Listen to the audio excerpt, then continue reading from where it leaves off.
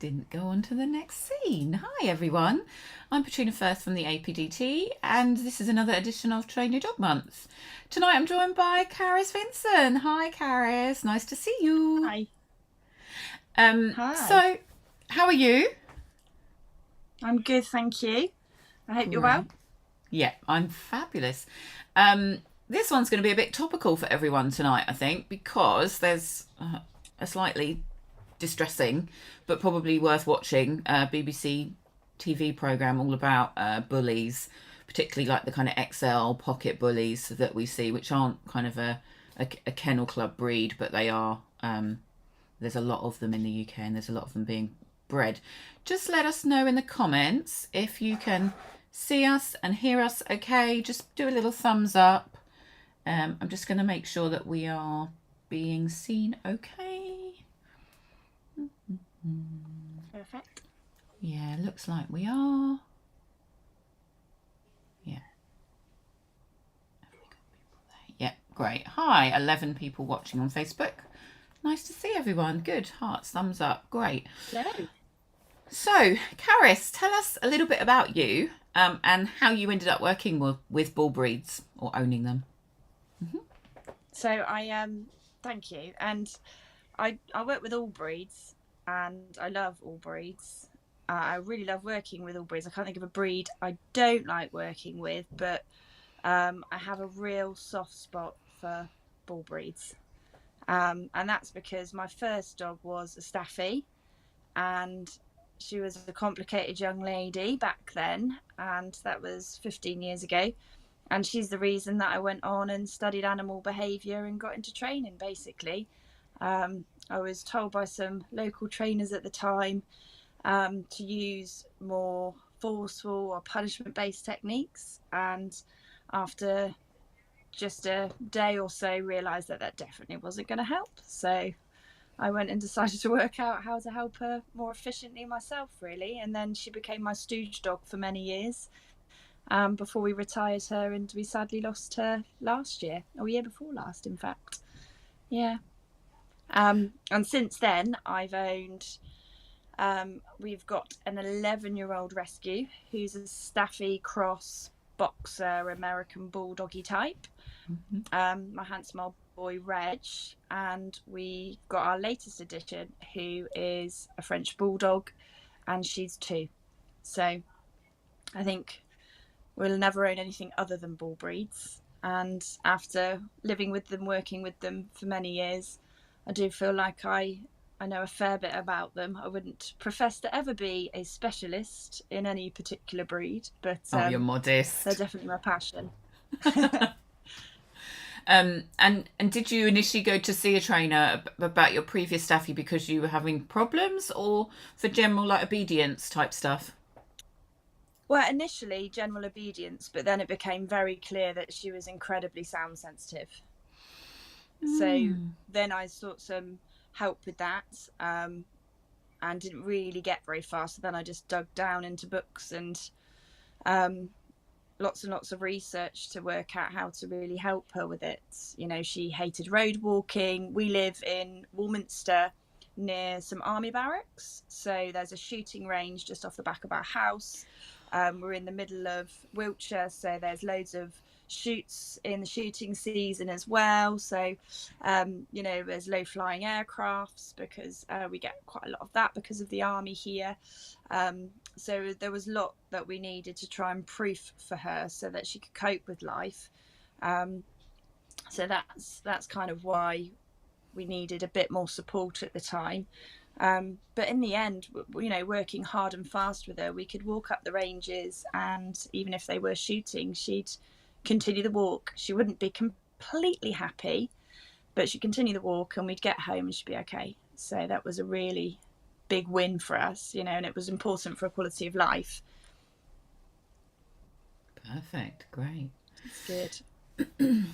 And to give an idea for people, what were bull breeds kind of bred for? I mean, they're quite a big group of dogs. We were discussing before we went on live, like, would you call this a bull breed? And you, I think, had quite a nice little classification for it, didn't you?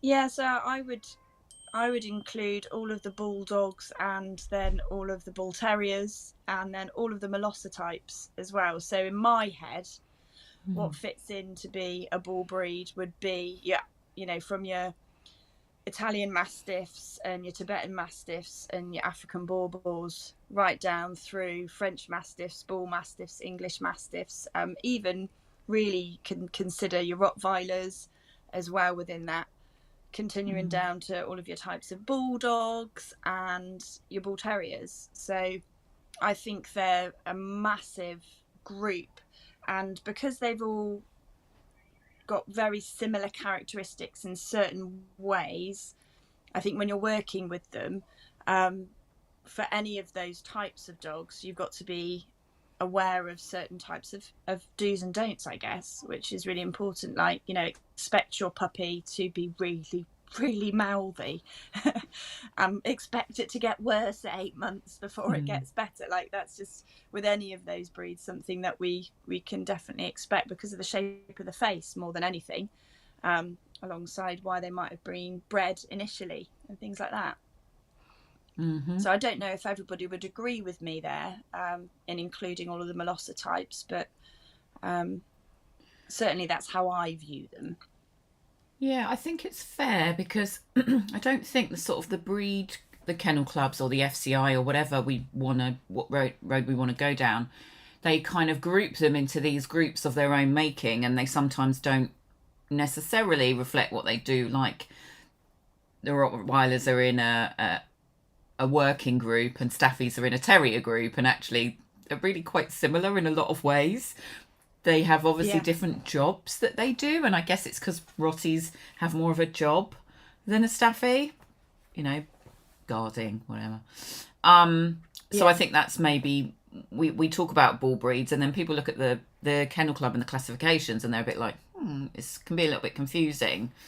But I think you can kind of, you can sort of, we won't go too far into the rabbit hole of like predatory sequence, but they all have quite a similar predatory sequence, wouldn't you say? Yeah, no, I definitely would. I mean, I guess your English Bull Terriers, your Staffordshire Bull Terriers are slightly more highlighted along the lines of your terrier type predatory behaviours, but then you see that out of your Frenchie because they were outcrossed with the French Ratting Terrier initially. So you either get a couch potato Frenchie, or you get a ratting Frenchie, in my experience. They're one way or the other. There doesn't seem to be much movement across the spectrum. It's just so yeah, as far as behaviour that you expect to see from them, I definitely think so. And play requisite wise as to how you expect them to engage with their humans in play and with other dogs in play, I think all of those breed types that we've sort of mentioned are all very similar.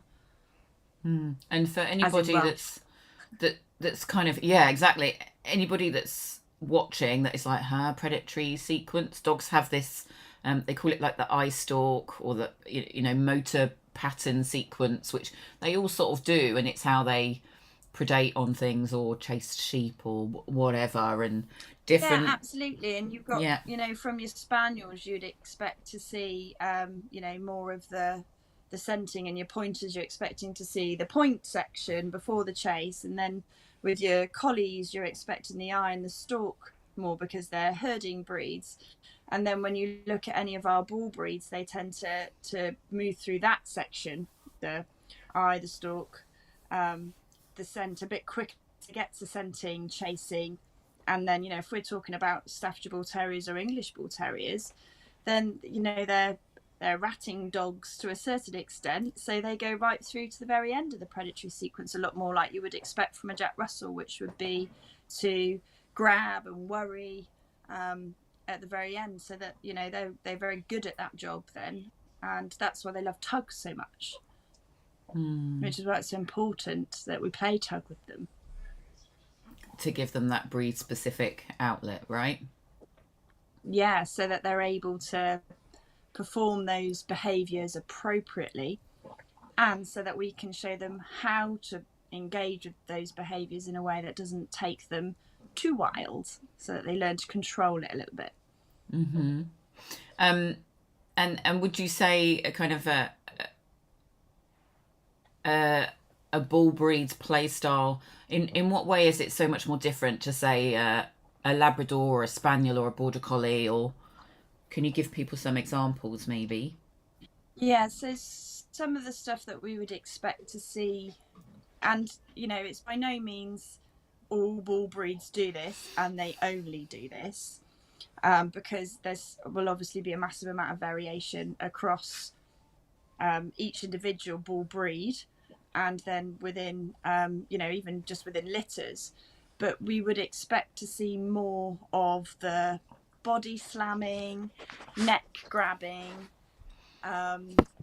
face pulling, trying to pin the other dog down, this type of behaviour. Not because they're being grumpy necessarily, it can all be in just play, but these are all the types of behaviours that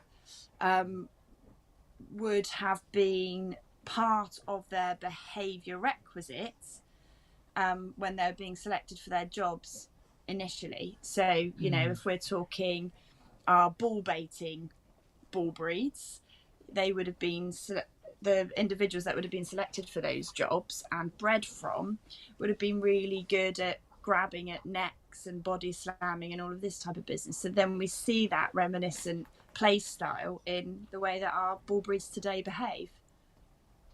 Yeah. If that Excellent. makes sense.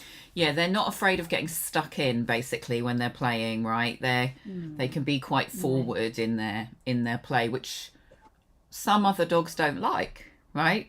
And I think that's sometimes what gets them a bit of a bad reputation, because what looks to some dogs and some dog owners like aggressive play is just a bull breed having the best time of their life. I remember when we, not long after we got my boy Reg, so he must have, he's still young dog and quite full of it, and he gave our old lady, our Staffy, a new lease of life.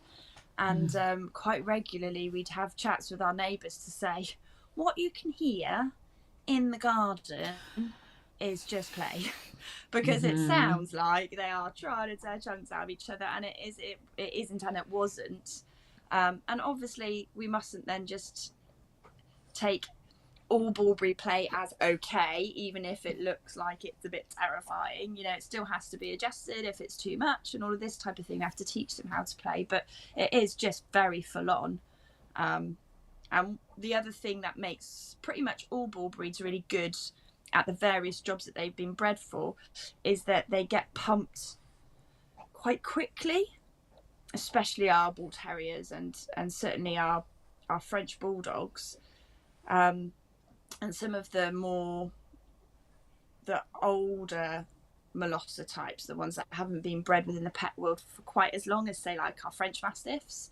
And when they get pumped really, really quickly, that made them really good at their job, because it meant they wouldn't back down. It meant they would see off a threat. It meant they would bring down the rat or whatever they might be being used for.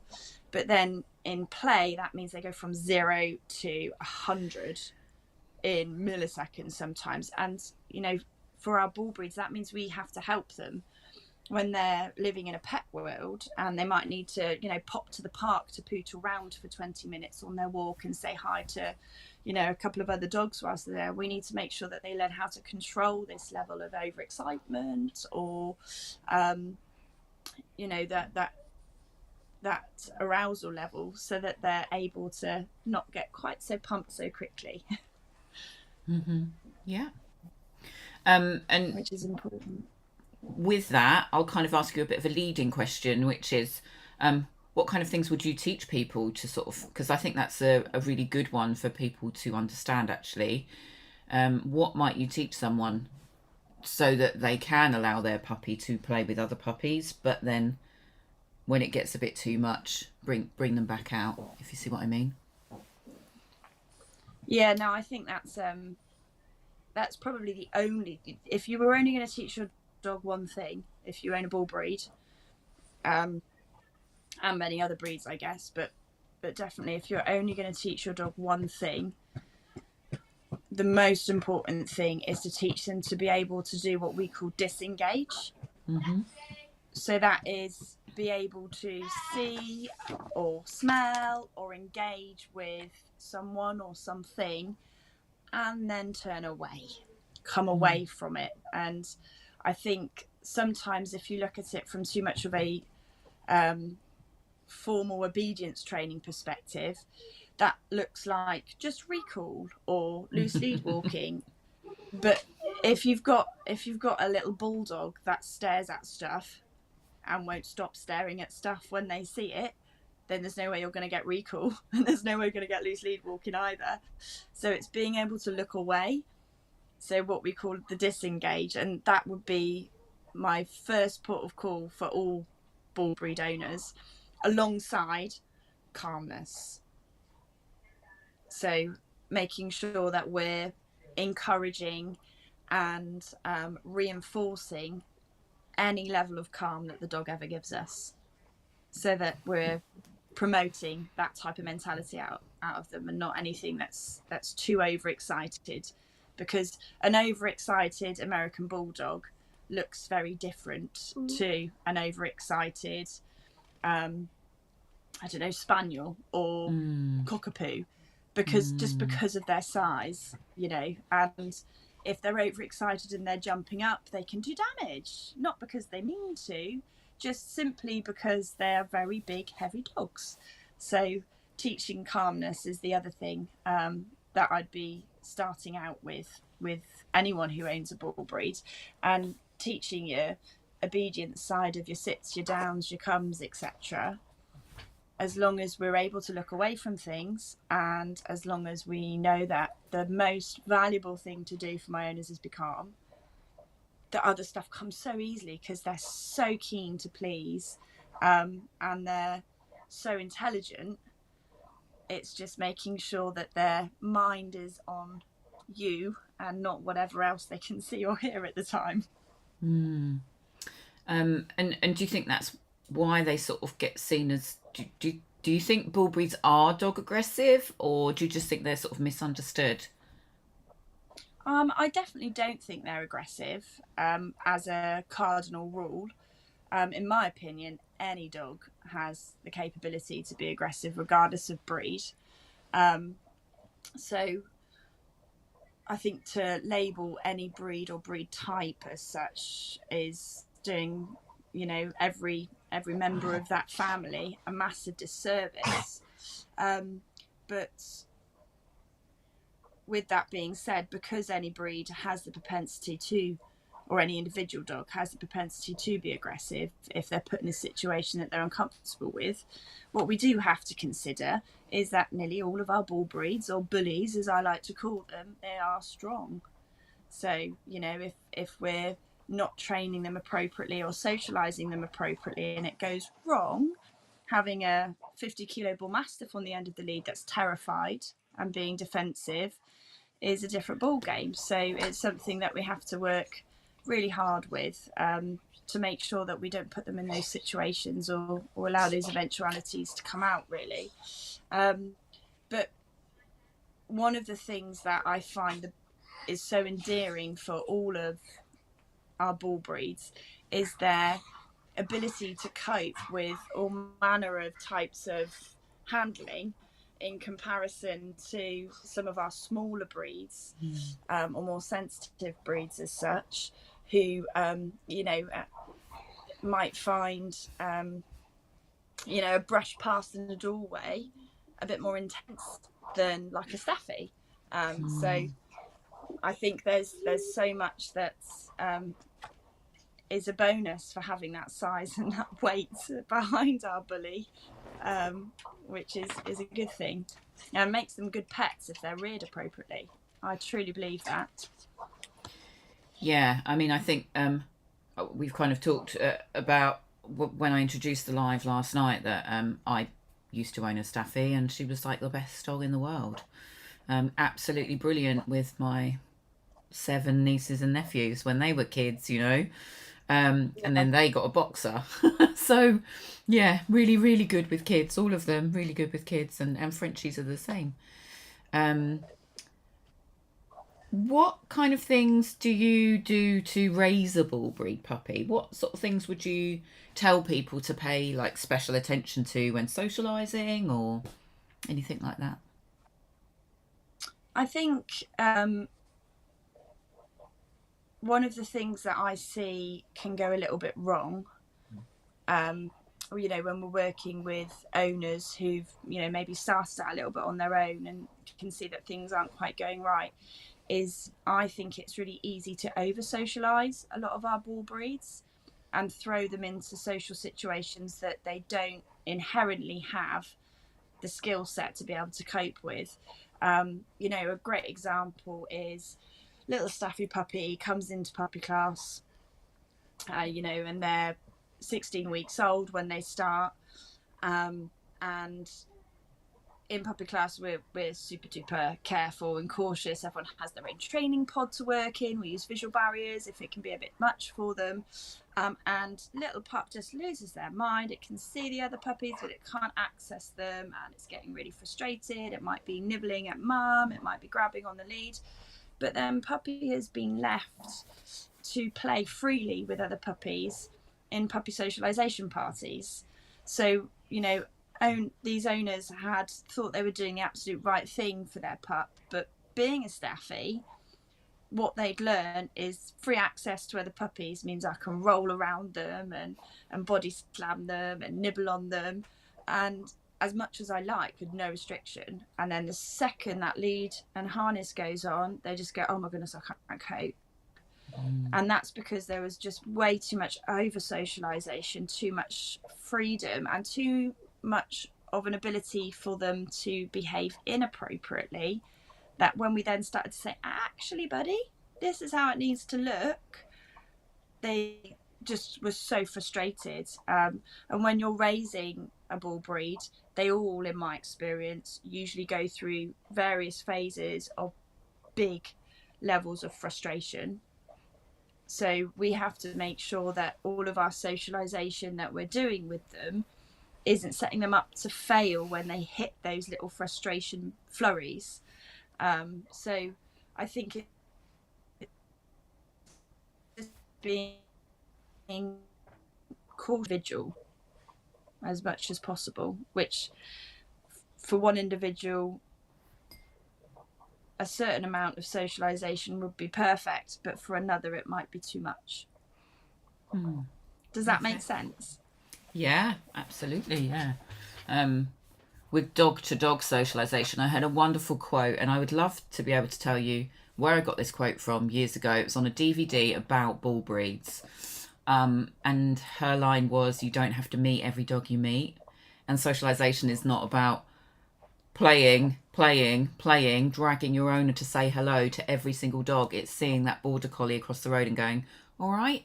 And it's seeing that Labrador, and the Labrador's like, I don't like you, and you keep away. And it's about that percentages thing where the expectation of I get to play with every dog that I see. And then it's like, actually, no, you can't.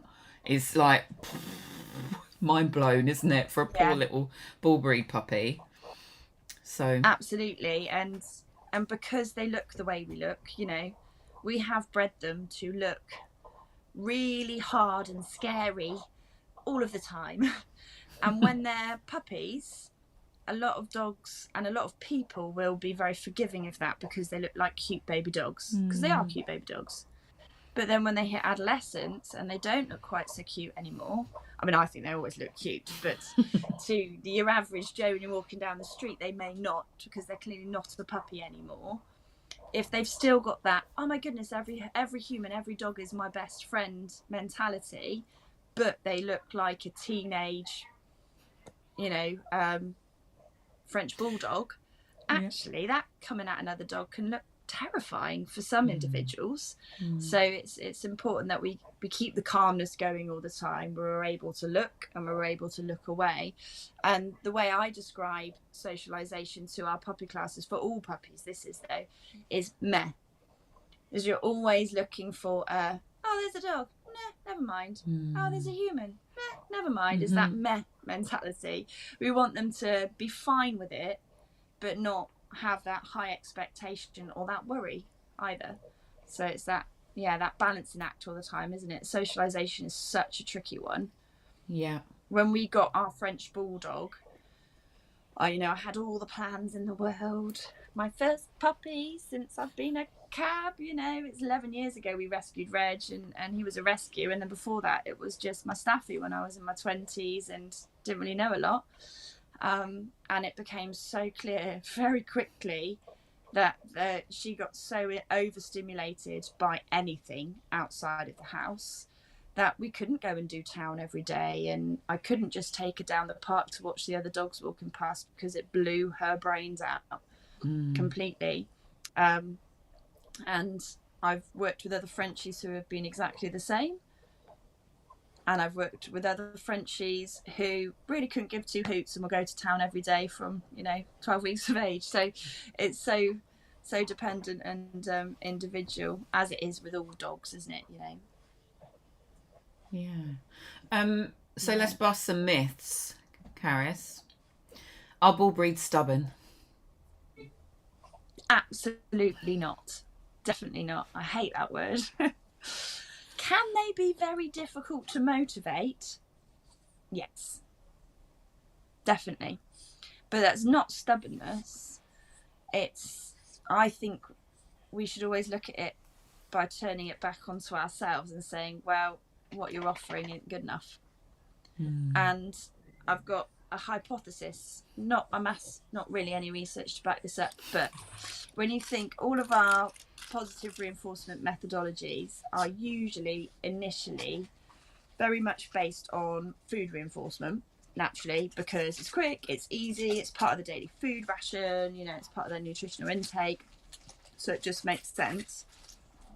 But then with all of our bull breeds, we've changed the shape of their face, and we've changed the way that their whole breathing network works for nearly all of them in various shapes or forms. So when you're food luring, food under nose, follow me puppy, let's go this way, a little Labrador puppy, what that looks like from the puppy's eyes is completely different to what that looks like from an English Bulldog's eyes, because of what we've done to the shape of those individuals.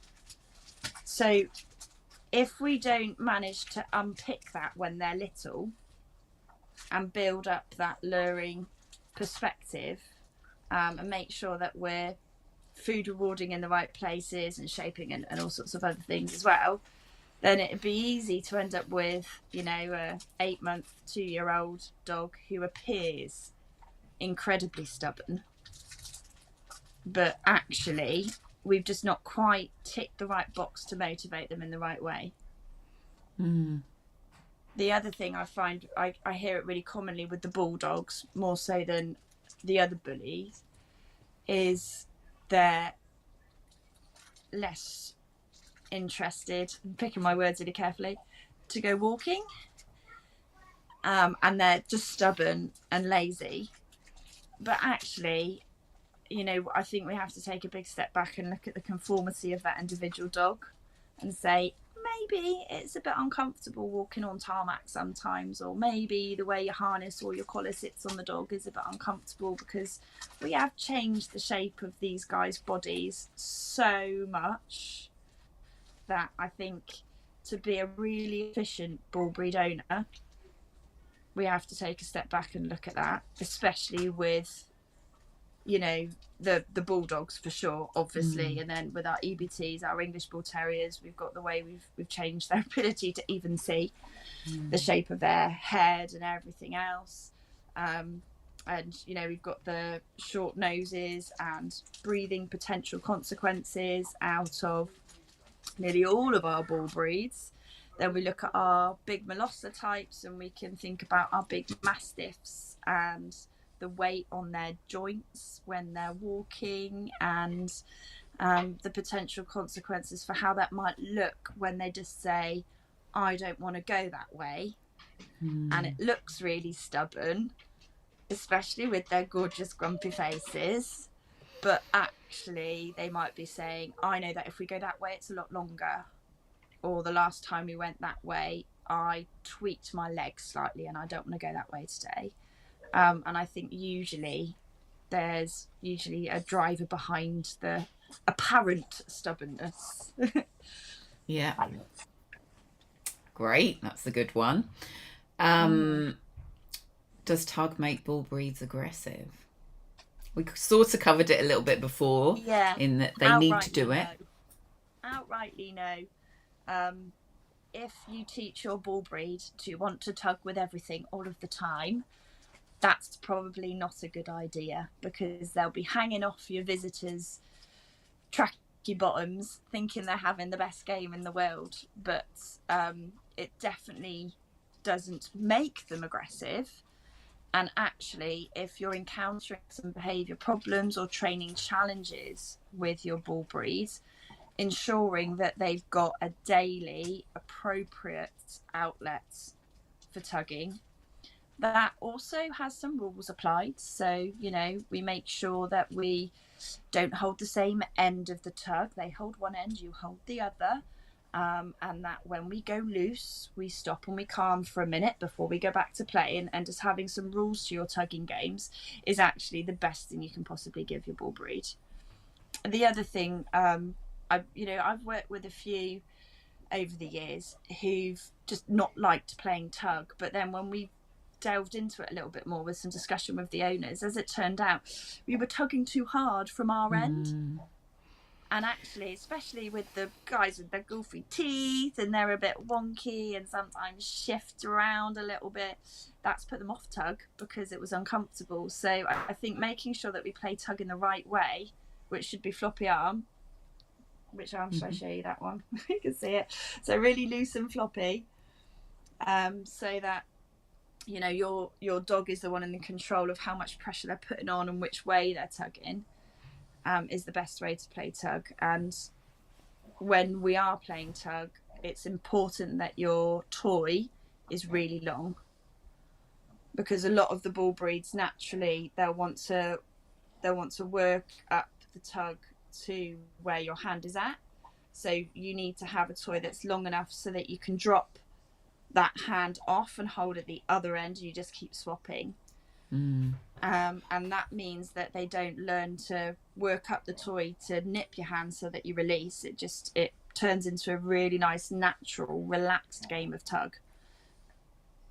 Yeah, I also find that with tug, people often say, oh, they're not interested in tug, and they're using like a pound shot, really hard rope tugger, which is probably about that long. So that's kind of asking for trouble. But also, people tend to get bull breeds like really tough toys, which they're then like shoving in their face. Whereas you want something like the kind of the tug enough, like the sheepskin tuggers or things like that, and just have ones. Yeah, just have rules around it so that they don't get shredded. You know, best thing I find is microfiber fleeces from the pound shop. You know, the little cloths for cleaning. You can tie them together to make a tug as long as you like. You just put little knots in them all the way down. They blimmin' love it. Absolutely love it. That's a great idea. That reminds me of almost like what's the dog's favourite toy, and it's like a tennis ball tied up in a sports sock. You know, don't have to be expensive toys, do they? Like, we can just give them these things and they like them. And what other kind of equipment might you use with a bull breed? What sort of things do you recommend? Toys, equipment, whatever.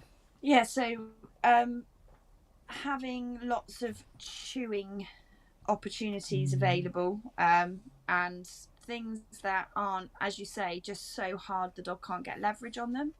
So, you know, decent, nutritious, natural chews like hooves and horns and, you know, ears and air dried skin within reason, as long as it's not bad for your dogs, you know, if they've got allergies or sensitive tums. So making sure that they've got lots of good things to be able to get their teeth into when they're just relaxing and decompressing at home. And walking equipment wise, I think the most important thing is a harness. And I really do think that no bull breeds, well, I don't like any dog in a collar, to be honest, unless they're perfectly lead trained, because I've seen so many with tracheal and laryngeal issues when they get older from pulling on leads. But certainly with all of our brachiophilics, we've changed the shape of the nose and the face. I think it's really important that they're in a harness, a well-fitted Y-shape harness that's Y-shape underneath here, so that it's not cutting in on the neck, is really important. And of course then immediately we quite often have the bit that makes them stronger, because they're already blooming strong, aren't they, because they're bull breeds. So sometimes that does mean that can create some training challenges for us in teaching them self-control on the lead and loose lead work past distractions and this type of thing. But I do think that harness is definitely best. And you know, if we're talking raising a puppy, if you put them in a harness and you teach them self-control and to disengage from distractions and to be engaged with you and motivated by you from day dot, then we're less likely to encounter issues. Sort of going at it with an older dog that's got a pulling history, then obviously dependent on the size and the strength of the dog, we might need to have a rethink about front connection harnesses and potential other bits of equipment to keep our owners safe as well. But that's what we're really aiming for, is to make sure they're comfortable when they're out walking.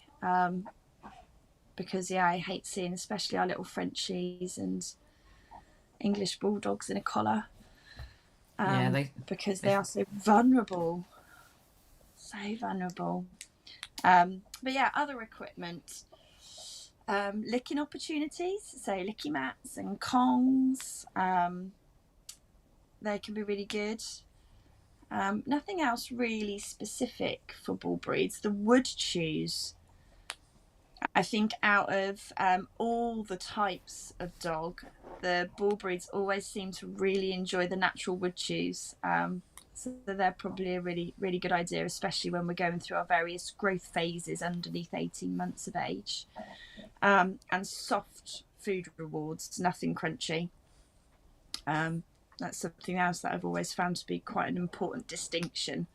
So if we're doing some food-based training with them, we don't want something that's going to take them 20 minutes to crunch up.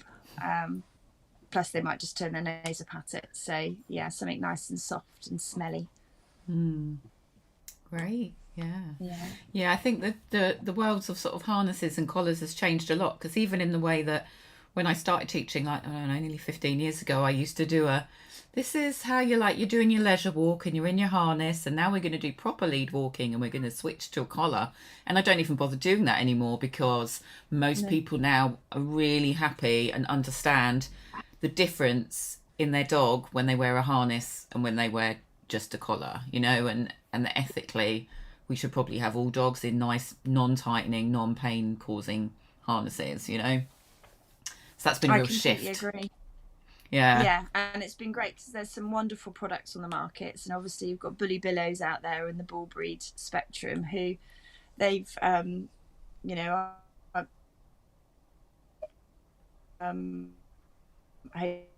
if that's okay that I've named they've recently bought out wine as well, which is brilliant to see, because previously the shape of the harness wasn't ideal, so now they've got these great Y-shaped ones, so that we're really doing our best to try and make sure these dogs are well protected and keeping them healthy, I think, is the thing. One of the pieces of research, I sort of mentioned it just before we went live tonight, that I was reading, is the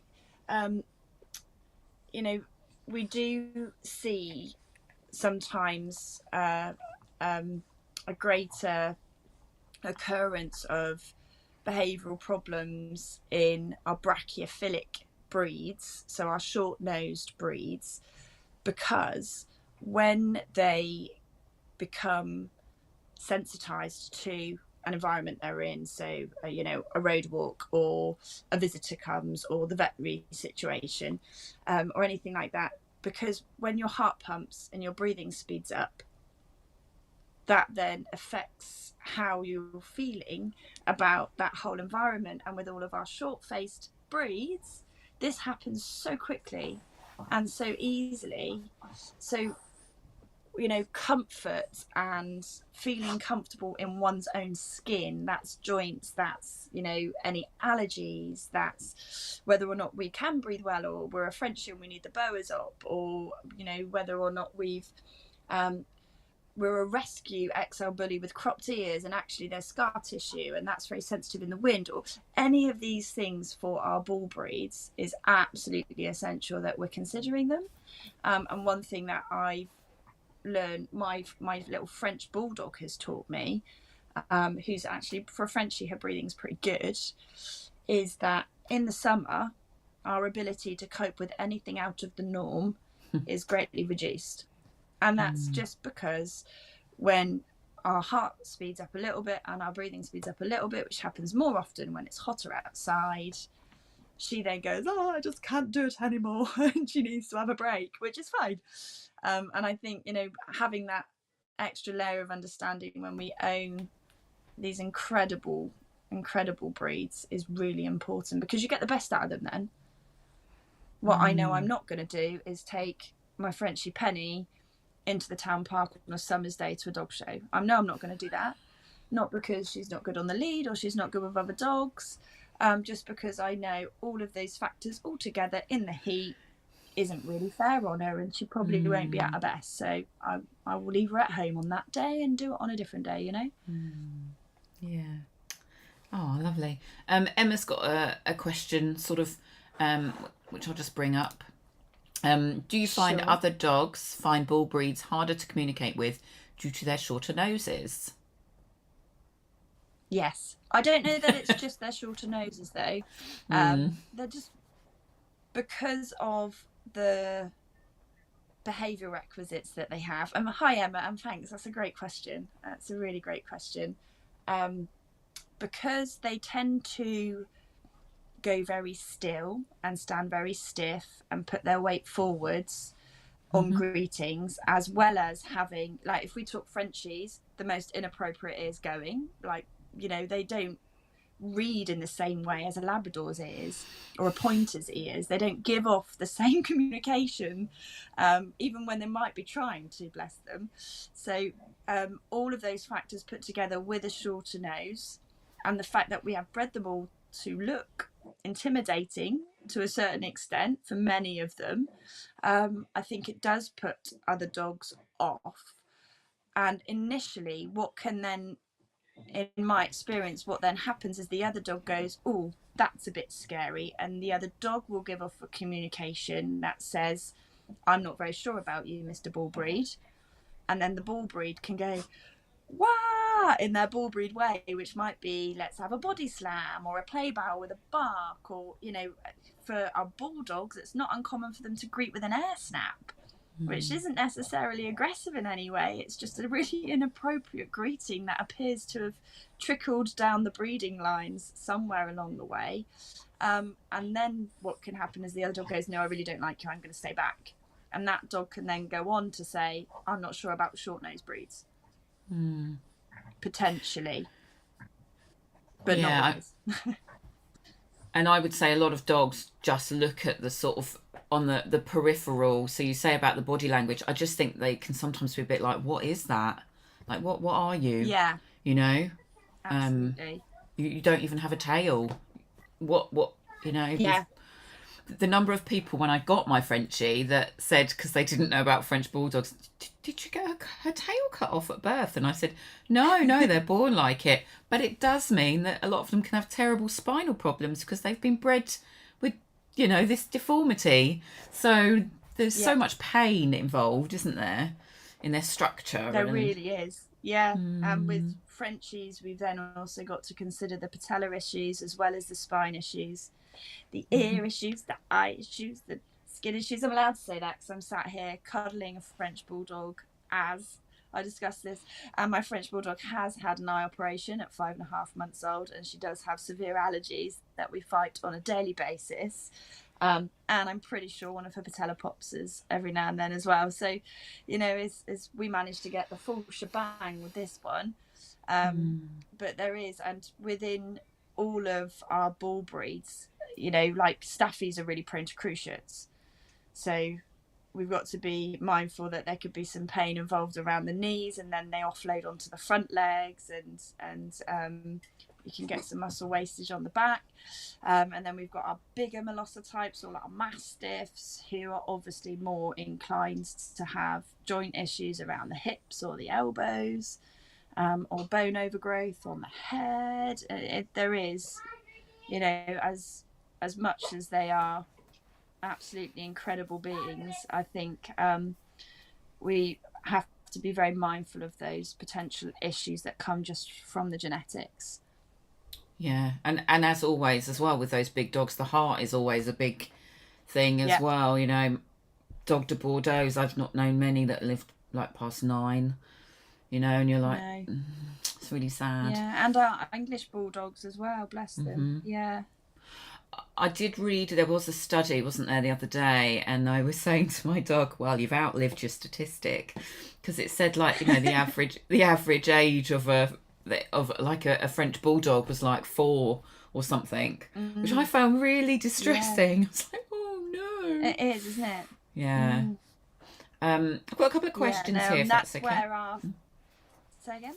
No, carry on. Yeah, carry on. Then we got some questions. I was going to say that's where the terrier side of our bull terriers is a bit more of a blessing, because their lifespan is so much longer because they've got that terrier side to them, especially, you know, if they're not necessarily from heavy KC lines as such. You know, they're quite often more along the mongrel type. So health-wise, that does often mean that they've got a bit of a better lifespan. My Jazzy got to nearly 15. She had both her cruciates done and a bit of kidney failure at the end. But yeah, I'm happy with that. And you know, it's sad to think that little Penny, our Frenchie, is unlikely to make it that long. Oh, don't think about it now. No, enjoy the life you've got for now. Yeah. Absolutely. And just a comment on that, Rachel's been watching every night. She's a vet nurse, and I think she's going for APDT assessment this year. Very sad with some of them, and I've seen some really horrendous conformation, breathing, etc. issues in vet practice. So she's a vet nurse, so I bet she sees it all. I'm sure. Yeah. Sad. Yeah, and I expect you find that many of the those with bigger breathing issues and poorer conformation harder to see in consultation as well. I expect they're more often than not less acceptance of formal handling. Quite often the case. Nikki's just got a question. Going back to collars and harness, my Staffy pup is 9 months old but will walk lovely to heel. Wow. Should I still consider a harness? So if we're walking on a loose lead, not necessarily perfect heel, but on a loose lead all of the time, then no, absolutely you don't need a harness. If we have a tendency every now and then maybe to dart after a smell or spy a squirrel and just lunge into the lead a little bit, which would be kind of expected from a 9-month-old, then that's the sort of situation that I would say that's what the harness is there for, just to avoid that little bit of pull. You know, if you're walking past someone, maybe on the pavement, if they can do that on a loose lead, then collar and lead is no problem. It's just trying to take any pressure off the neck. That's the only reason. And obviously, if we're still recall training and we're using a long line for that, then that must be used on a harness. Absolutely never ever attached to a collar. But if we're good off the lead, then we don't need to worry about that. Yeah, I mean, I would just add to that, you're not through adolescence yet. So things might get a bit harder before they even out into their... We do sometimes see that things around the 8-9 month age get a little bit worse before they then get a lot better. So it's just sticking hard and fast to that training, and making sure we're managing those situations we put them in during that period of time. It's really not uncommon to see a big spike in mouthing behaviour at this age as well, because they quite often will experience some growing pains between 8 and 12 to 18 months. So we should expect that. And sometimes you'll actually find you've had your bull breed puppy from 8 weeks and they didn't wreck anything. They didn't even touch the wooden chairs in the dining room, and then you get to 8 months and they just decided to obliterate the skirting boards and anything they can get their teeth onto, and that's really normal. So it's something that we can prepare for and just make sure that they've got no free access unsupervised, and that we're providing appropriate things for them to chew on during that little growth spurts. But it's also potentially the time sometimes where we would see more predatory type drives start to come out a bit more as well. So recalls can waver at this time. So sometimes this is where we need to really think about long line work for a little while, so that they don't teach themselves to go and flush the birds and chase the squirrels up the trees and things. Otherwise they work out it's really fun. So keeping them on a line just for a little while until we're sort of through to maturity can be quite helpful, just to avoid them learning the wrong thing. Great. We haven't got any other questions. Is there anything you'd like to say to finish? Maybe people can find out a bit about you, where you are, or anything else you want to say? If anybody's ever got any questions, they're free to message me for our Facebook page, and I'd be more than happy to offer what I can. And I think the thing to remember when we're owning, raising, training a bull breed is that we really mustn't compare them to any other breed, because they just don't quite work the same all of the time because of their breeding heritage, and B, to any previous bull breed that you might have already owned yourself, because in my experience it's so easy to get caught in that trap. And actually when you were a child you had Labrador and raised that as the family pet, and now we've got a 9-month-old English Bull Mastiff, and actually what we're seeing we weren't expecting. And I think it's really important to know your breed and take enough time out to know your individual before setting your training plans, goals, aims, timescales. And in my experience, bull breeds do take a very long time to mature. And I think in 2023 in the UK and really across the world, our Instagram and Facebook and TikTok world quite often pressurizes us to feel like we need to have completed that training wise by the time we hit a year. And that is just not how our bull breeds work. They need a long time to mature and to develop and to learn about life with you as their owner. So don't put too much pressure on yourself or them to get there quicker than it can naturally happen. I did that with Penny. I was about to lose my old lady, my old Staffy, and we got this puppy, and I waited a long time to get a puppy, and I've also supposed to be a dog trainer, had all these plans. And then I just got 6 months in and I went, hang on a minute, what am I doing? I just need to work with her. Forget about what I want. Forget about what I would normally do with any other dog that I've trained in the past, owner and puppy. And the second that I did that, things really started falling into place. And she's a 2-year-old now who's come to play right next to me because it's dinner time. Yes, thank you, Reg. I know. Excellent. Brilliant. Yeah, and I would say for bull breeds, like for most bull breeds, they kind of mature. They sort of they turn into a nice dog. That doesn't sound too mean when they're about 3, but like Staffies never grow up. They'll just be playful until the day dot. So that's why they're so amazing, aren't they? So thank you so much. Yeah, they are. You're more than welcome. It's been a pleasure. I hope it's been interesting and useful in some way, shape or form. Yeah, I think it's always good to get some insight on what some other breeds are, because we've had some border collie stuff on already, and we've got some herdy dog stuff coming up. We've had the setters, we've had the spaniels, and I think bull breeds get a bit left behind actually in a lot of stuff, despite being the dogs that you see most in the media, you know, in terms of social media. And it's not just Frenchies, is it? I mean, we have got like the pocket bullies and the bully XLs and all this kind of thing going on as well, for good or bad. But they're there and they need training in a nice positive way. So I think the more people we can get that to, you know, they don't need a choke chain. Yeah, they don't need harsh handling. So great, I can hear Reg. So thanks everyone for watching. That just leaves me to let you know that tomorrow we are being joined by Linda Ryan, dog trainer behaviourist, clicker trainer extraordinaire, and she's going to be talking to us about cooperative care. So cooperative care would be grooming, handling, nail trims, teeth cleaning, all that kind of thing, but doing it with a consent-based approach, so that you're not just grabbing your dog and brushing their teeth, or grabbing their claw and trying to clip their nails.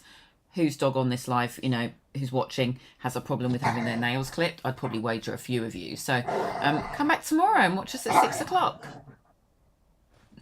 Thanks everyone. Brilliant. Thank you, Charis. Thank you. Have a nice evening. Bye bye.